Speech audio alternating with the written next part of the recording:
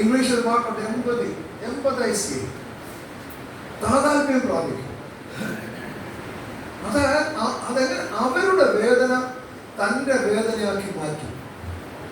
അങ്ങനെ ഒരു നേതാവ് അവിടെ അദ്ദേഹത്തിന് വന്നത് എതിരാളിയാണോ, അദ്ദേഹത്തെ വിമർശിച്ച ആളാണോ, അനുകൂലിച്ച ആളാണോ, ഒന്നും പ്രശ്നമല്ല.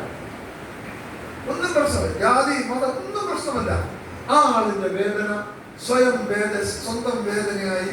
അതിനാണ് എമ്പതി എന്ന് ഇംഗ്ലീഷിൽ പറയുന്നത്. മലയാളത്തിൽ എന്താണ് റോയ് സാറുണ്ട്, അദ്ദേഹം പറയുന്നത്. അദ്ദേഹം മലയാളം പ്രൊഫസറായിട്ട് വാക്കെന്താണ്, മലയാളത്തിന്റെ വാക്കെന്താണെന്ന് എനിക്ക് അറിയാം. താതാത്മ്യം പ്രാപിക്കുക എന്ന് പറയാം,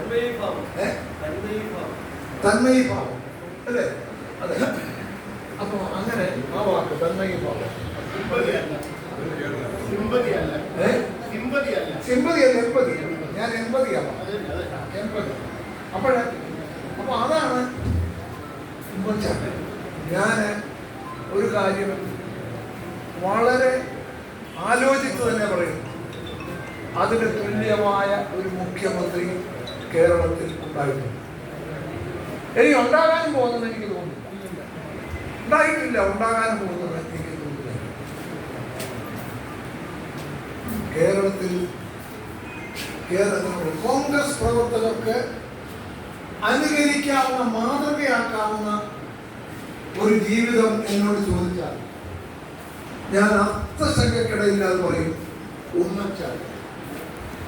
വേറെ ഒരുപാട് നേതാക്കളുണ്ട്, ആദർശവാന്മാരുണ്ട്, സത്യവാന്മാരുണ്ട്, പിന്നെ വലിയ വലിയ നല്ല പ്രസംഗകരുണ്ട്, എല്ലാം ശരി. ഉമ്മൻചാണ്ടി വലിയ പ്രസംഗമൊന്നുമല്ല. പക്ഷെ നമുക്ക് മാതൃകയാക്കാവുന്ന ഒരു ജീവിതം പറയാൻ തുടങ്ങിയാൽ അത് ഞാൻ പറയും, അത് ഉമ്മൻചാണ്ടി. ഇത് കേരളത്തിൽ എല്ലാവരും ഒരുപോലെ പറയുന്ന, എല്ലാവരും ഒരുപോലെ അംഗീകരിക്കുന്ന ഒരു വസ്തുതയാണ്. ഉമ്മൻചാണ്ടി മാത്രം കേരളത്തിലെ ഏറ്റവും ജനകീയനായ മുഖ്യമന്ത്രി ആരെന്ന് ചോദിച്ചാൽ, ഇവിടെ സതീഷ് പറഞ്ഞു കേരളം ഉണ്ടായിരുന്ന 10ഓളം മുഖ്യമന്ത്രികൾ, അവരെ 10 പേരെയും മനസ്സിൽ കരുതിയിട്ട് പറയാം ഉമ്മൻചാണ്ടി. കേരളത്തിലെ ഏറ്റവും ജനപ്രിയനായ മുഖ്യമന്ത്രി ആരെന്ന് ചോദിച്ചാൽ ഒരു സംശയമില്ലാതെ പറയും ഉമ്മൻചാണ്ടി.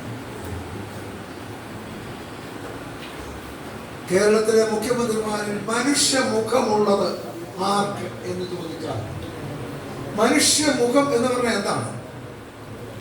മനുഷ്യമുഖം, human face. ഈ ഹ്യൂമൻ ഫേസ് എന്ന് പറയുന്നതാണ് ഈ ഒരുപാട് നേതാക്കളുണ്ട്, പക്ഷെ ഹ്യൂമൻ ഫേസ് ഇല്ല.